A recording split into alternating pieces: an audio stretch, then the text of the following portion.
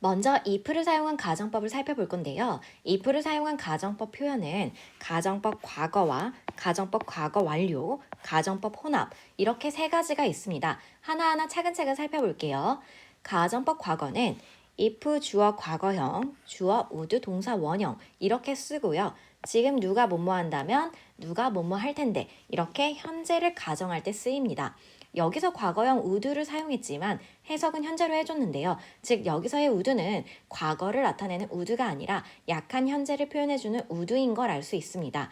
현재를 가정한다는 건 일어나기 힘든 일이나 희박한 일이라는 걸 나타내기 때문에 과거형을 사용해서 표현해준 거죠.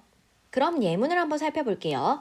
If I had the card, I could get a discount 하면 과거 동사 had와 could get을 썼지만 현재를 가정하고 있기 때문에 현재로 해석해줘야 합니다. 즉, 내가 지금 그 카드를 가지고 있다면 나는 할인을 받을 수 있을 텐데 이렇게 현재로 해석해 주시면 되고요. 한국인들에게는 익숙지 않은 구문이기 때문에 의식적으로 지금이라는 표현을 넣어서 해석해 주는 게 좋습니다.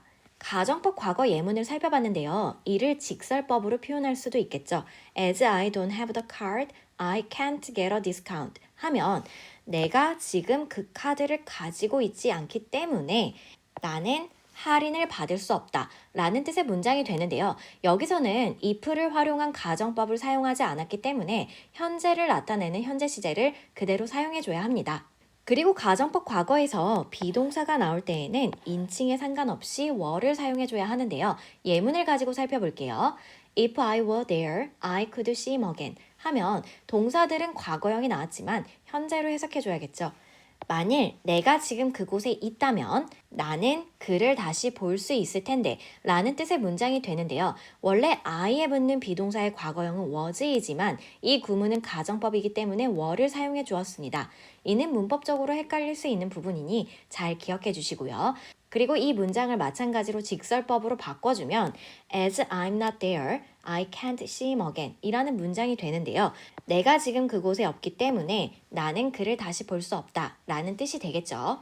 그리고 if 주어 had pp, 주어 would have pp 하면 과거 완료 시제에 조동사 have pp를 써줬죠. 그러므로 과거로 해석해줘야 합니다. 그럼 예문을 가지고 살펴볼게요.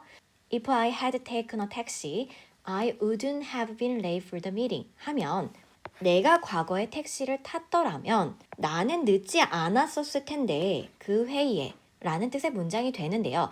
이를 직설법으로 바꾸면 과거 시제를 사용해서 표현해 줄 수 있습니다.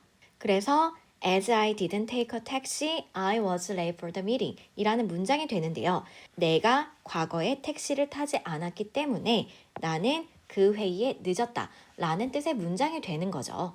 그리고 가정법 과거와 가정법 과거 완료를 섞은 가정법 혼합 표현도 있는데요. 그럼 둘 중 하나의 구문이 되겠죠. 내가 지금 뭐뭐 한다면 과거에 뭐뭐 했었을 텐데 혹은 내가 과거에 뭐뭐 했다면 지금 뭐뭐 할 텐데 둘 중 어떤 표현이 더 자연스러운가요?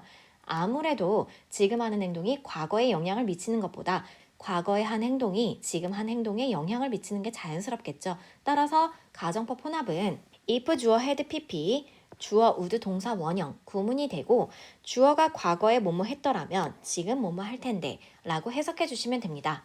그럼 예문을 한번 살펴볼게요.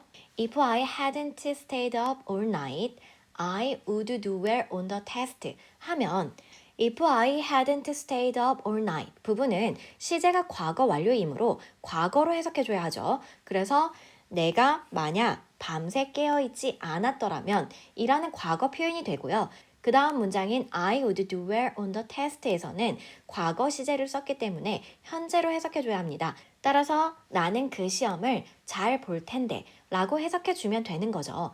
가정법 혼합은 앞문장을 과거 완료로 쓰고 뒷문장을 과거형으로 써서 과거에 뭐뭐 했더라면 지금 뭐뭐 할 텐데를 표현해 주므로 직설법으로 바꿔줄 때도 각각 과거, 현재로 표현해 주면 되겠죠. 그래서 As I stayed up all night 하면 내가 밤새 깨어 있었기 때문에 I won't do well on the test. 나는 시험을 잘 볼 수 없을 것이다. 이런 표현이 되겠네요. 즉, 가정법은 일어나지 않은 일, 일어날 가능성이 희박한 일을 가정하기 때문에 현재를 가정할 때는 과거형, 과거를 가정할 때는 과거 완료형을 써서 한 발짝 뒤로 물러나 뉘앙스를 약하게 표현해 주신다고 보면 됩니다. 이 부분은 헷갈릴 수 있는 부분이니 가정법과 관련된 여러 문장들을 해석해 보시면 도움이 많이 되실 거예요. 지금까지 if를 활용한 가정법을 살펴봤는데요. 여기서 if는 우리가 흔히 알고 있는 접속사로 뭐뭐 한다면 이라는 뜻을 가지고 있죠. 그래서 보통은 50%의 확률을 이야기할 때 많이 쓰입니다. 예를 들어 If I go to the library, I will take the book 하면 만일 내가 도서관에 간다면 나는 그 책을 가져올 것이다. 여기서는 갈지 안 갈지 모르겠지만 가게 된다면, 즉 대략 반반 정도의 확률을 이야기합니다. 하지만 If I went to the library, I would take the book.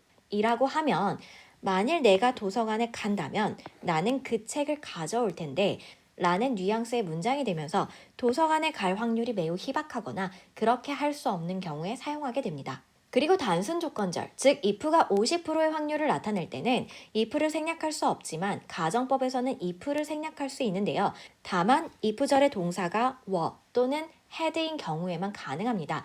그리고 그렇게 if가 생략되게 되면 주어와 동사의 위치가 바뀌게 됩니다. 예문을 가지고 한번 살펴볼게요. If I were there, I could see him again.